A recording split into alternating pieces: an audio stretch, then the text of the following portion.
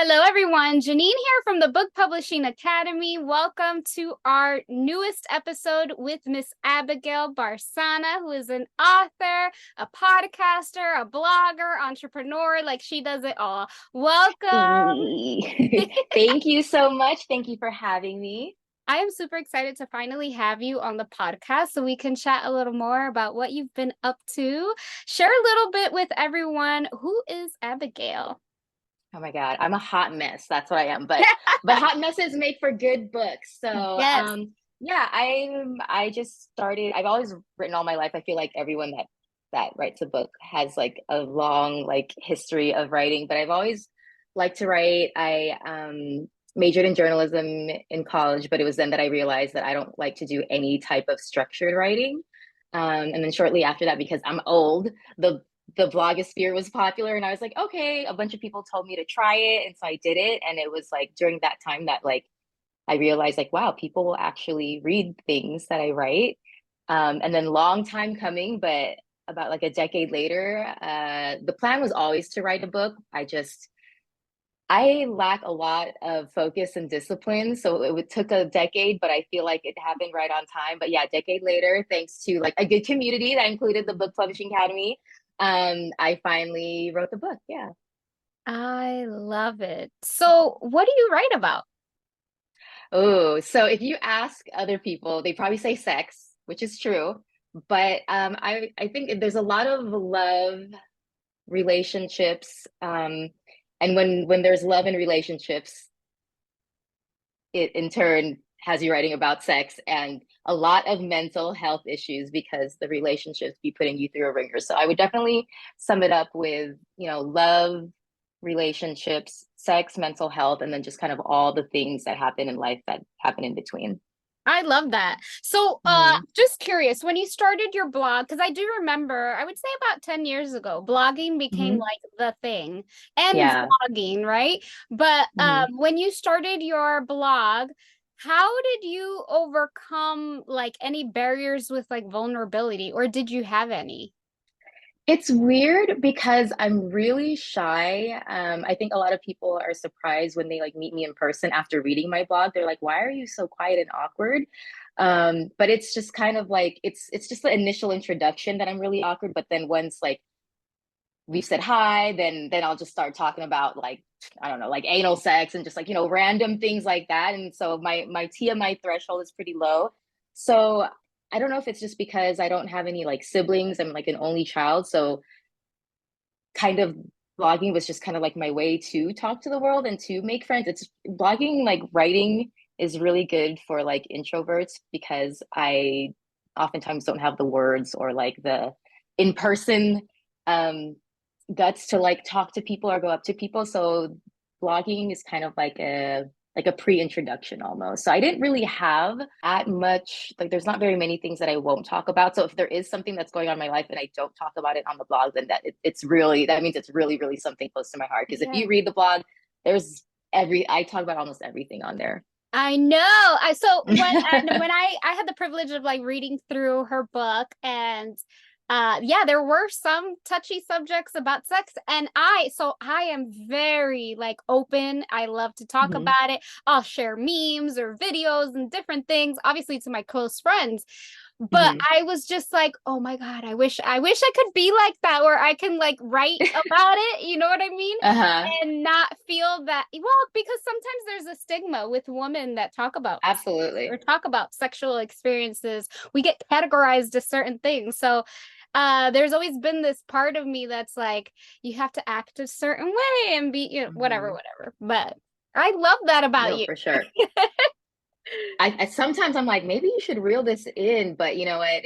The funny thing too is like, so a good story is like when I moved to New York initially, I wanted to go and like pursue writing, and everyone expected me to be this like very outgoing because they all consider me a sex blogger. All of my guy friends, of course, they're like, "Oh, this is Abby, my sex blogger," and I'm like, I write about other things too. And then they realized that they're like, wait a minute, why are you writing about all this stuff? The entire time I was there, I didn't even like, I went on one date. Like, they saw how awkward I was talking to people. So I think a lot of people think that just because you openly talk about it, it means that you're doing all these things with so many different people, but it's like really there was only a handful of people that I was talking about in this decade span of the blogs. It's just that I was writing about the different experiences with them. But I think people automatically think they spread it to like quantity instead of Yeah. like the quality. Yeah. But I know I've already come to terms with that. I know it comes with the territory if you're gonna talk about it. So I'm fine with it. And That's I'm so a grown funny. ass woman. Shit. Yep, I had so I was on TikTok and there's this family that I follow and the little boy asked the mom, he's like, "Mom, how many songs does Taylor Swift have?" And she's like, "About 250." Oh, so she had 250 boyfriends? Oh And my she god. had to explain to him, like, no, honey, she probably only had like five. And then she wrote all these songs about heartache and breakup about the five. And he's just like, huh? Like, I don't get What do it. you mean? Oh my god, that's like the perfect example. Yeah. I love that. It's All hilarious. right, so talk to us a little bit about the podcast. How did that come about? The podcast happened because I think people just there was like a few people shifted from just like reading like long blogs to, as soon as podcasts are invented, I think it's just so much more convenient. I personally do not like doing them. Like I don't like to hear my own voice for that like a long period of time. Um, but I was just like, you got to come with the times. But like, even my friends were like, I don't have the time to read like, this like long blog. So I just did it.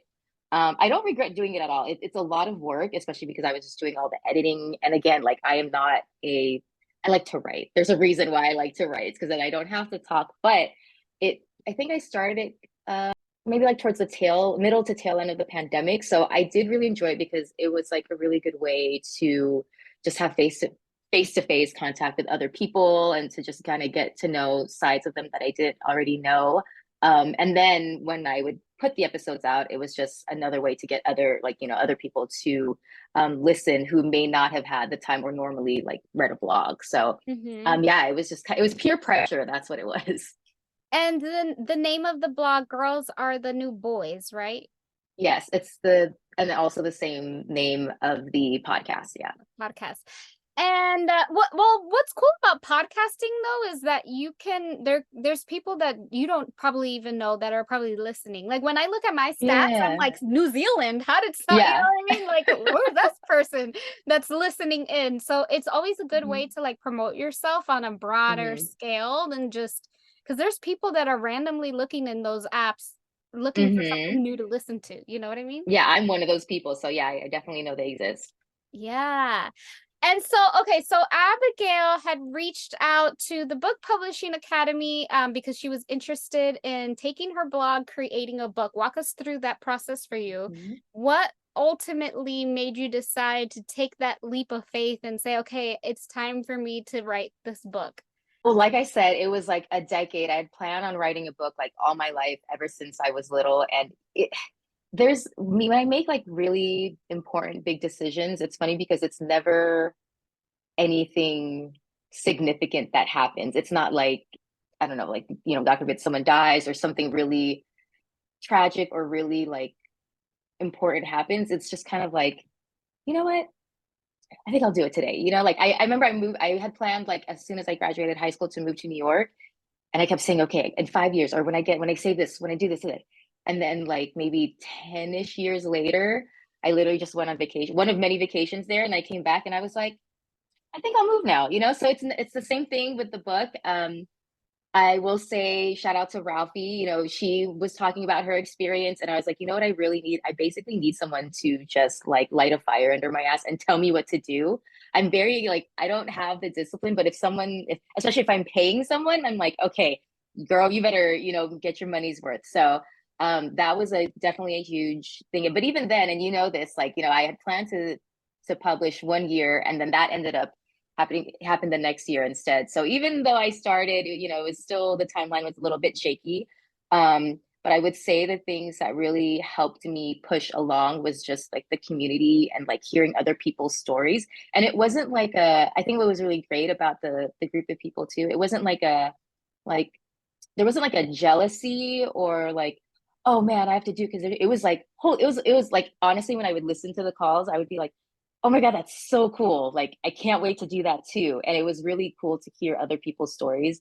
And even though it took me like a long time, like I said, like it's, you know, like your timeline is your timeline. So I never felt like I had to compete or anything like that, which was, I feel like really unique. It's like really weird because I compare myself all the time online, but when I would do the calls, it was just cool to hear other people's journeys, the things that they had issues with or problems with, and then like seeing everyone like help each other out.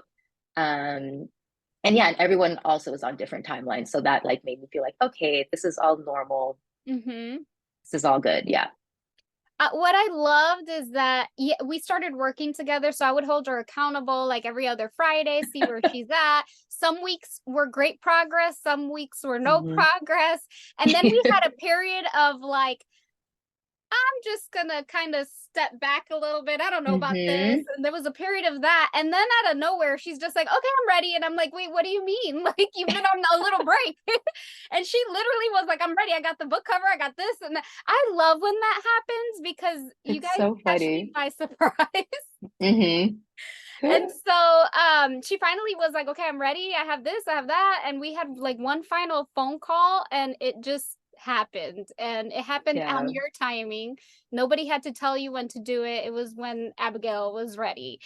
And so talk to us a little bit about the book. It's called I'll Make You Feel Things. It's called I'll Make You Feel. Oh, nope. Yep. Wait there. Yeah. And I don't know how I started. Oh, you know what? It started because, or the title started because I don't know if I had like a really good comment or a really bad comment. I think I actually was getting like really good comments on the blog, and I just remember thinking like it's usually like, wow, you know, this made me cry, or this made me so happy, or you know, something like, damn, this made me want to go out and go fuck a bunch of people, you know, things like that. And so I was like, I realized, you know, even with all those that good feedback, not everyone's gonna like what you write. Not everyone's gonna like what I write. Some people, it might make some people angry. It might make people like annoyed. And so I was like, you know what? That's okay. As long as I make people feel something, that means my job is done. Like I rather someone read my stuff and be like, oh, that's like be angry about it than just read and be like, eh, and then just, you know, like nothing on there. So that's where I got I'll Make You Feel Things. Um, and I think when I did publish the book, I was like, okay, I picked the right title, because when people would read like post it, they'd be like, oh, and it definitely made me feel things. So I was like, okay, great. Mission accomplished. Well, and it's so everything there's so many different topics in there. Like how you said, you Hmm. talk about like a relationship and then maybe a breakup and then like sex and then so there's so a plethora of different things that like people can relate to that because we're like up and down every day. You know what I mean? We're just trying to Yeah. survive on this earth. And so I love the title. And then Thank you. you had a book launch event. Tell us about that. I did. That was so much fun. You know, I think I think it was just as much a party for everyone else. It might have been more of a party for everyone else. It was, and it's funny because you know I know it was my book, but it was my way to thank people, to thank everyone else for supporting me and for like believing that I can write. Because there was times where I didn't want to write it, and they'd be like, "Girl, write like what are you talking about?" Like people will read. I'm like, and it was really everyone else that um kept me motivated to keep, you know, pursuing my like dream of writing publishing a book.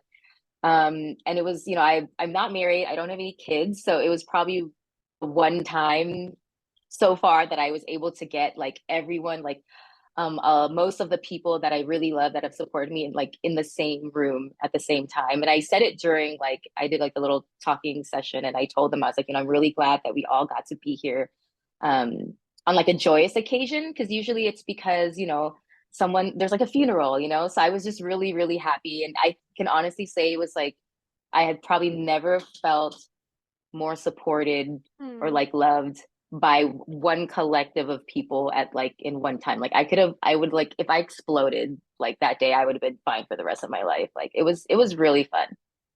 Isn't it crazy how we have these thoughts of like, who's really gonna read this? Like, who's gonna buy my book? And like, why am I Yeah. we start like going, we get in our heads about this stuff. And then when you Hmm. do the book launch event and all these people show up for us, it's overwhelming of like joy and love of like, yeah, believe it. Like, it's almost like for this is Yeah.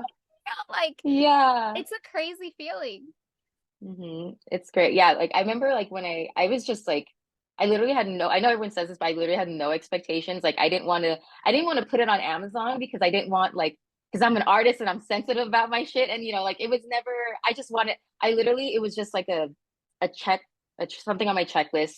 I was like, I don't, if it blows up, great, but I don't, my goal was just to do it, just to say, like, look back at my life, and be like, you did it, girl. Like you said you wanted to publish a book, you did it. I love Um, but I was just like so happy that more than my mom bought the book. Like literally, like if only 10 people bought it, I was like, that weren't my mom. I was already like, oh my God, I can't believe people are like giving me their money and it's not my mom. I was like really happy about that already. Yes, we do that Hmm. to ourselves. It's like self-limiting beliefs of like, oh, max, maybe 10 people will buy it.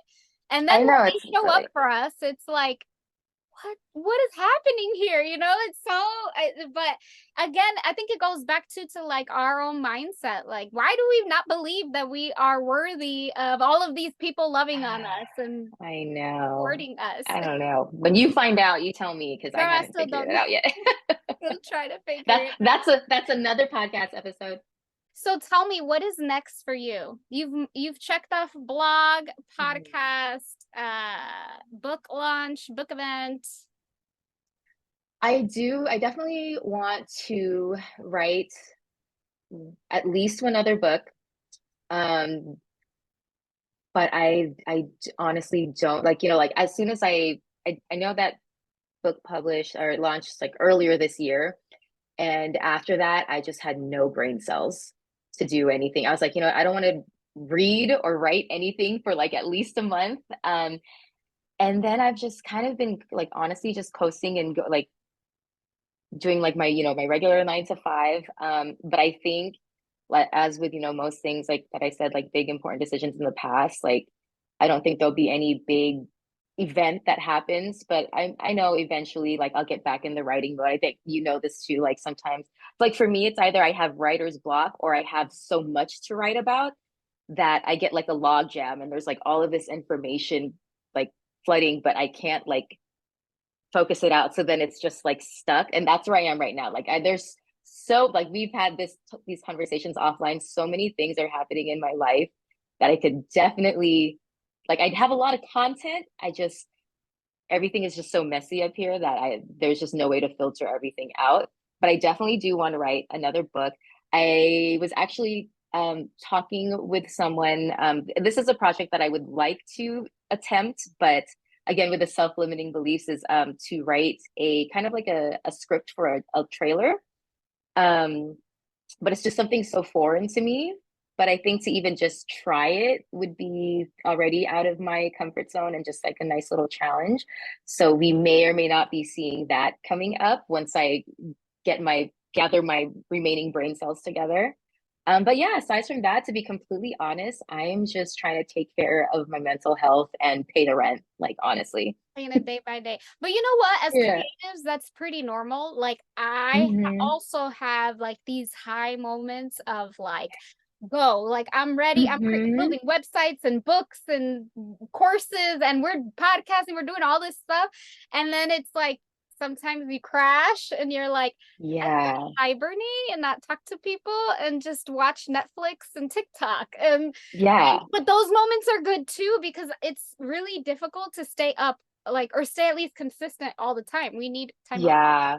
to It's gain new, I new don't think it's content. sustainable. Yeah, and it's not sustainable. Like, oh my God, I can't imagine if I was if the high and I mean it was great, but the high that I was during the time where I was preparing for the book launch and then doing the party, if I was on that like consistently, I'd probably be in the hospital. It was a lot. It takes a lot out of you. Like it was amazing. It was great. It was joyous, but I just can't imagine being on that for like long, like consistent chunks of time. So, I mean, and think about it like artists, like let's say Beyonce, she'll put out an album, she'll go on mhm, tour for like 5 months, and then you won't hear from her for like a year. that's You so know, true. they go in hiding. Yeah, Like they go in hiding yeah, and then eventually they'll go back in the studio. But it's normal for us too, Mhm. where we can create, we can write books, we can bring them out, and then we hide for a couple years until we That's a great way to put it. Because now every time I get tired, I don't want to do anything. Like Beyonce took a break. I could take a Beyonce took a break. break. Or a lot of these big writers, they do it too. You know, they'll write, they'll put out a book or a book series, and then you don't hear from them for 5 years, and then they put something else Hmm. out, and it's amazing. So we do need Yeah. the downtime. So I applaud you for taking it and not getting to a place where you're burning out. So Thanks. Yeah. well, I am super excited for you, and I want to say congratulations because we Thank finally got the you. book published. I cannot wait I because I know. know with everything that you're going through right now and just like all this creative energy that's coming, and you are not putting it out yet, it's going to be amazing once you do. So I can't wait. It's going to be interesting. Yeah. But we want to thank you so much for joining us. And guys, if you are tuning in, just remember to subscribe, comment, share with your friends, and we will see you on the next episode of the Janine Hernandez Book Publishing Academy podcast. Thank you guys. Hey. Thank you. Bye. Bye.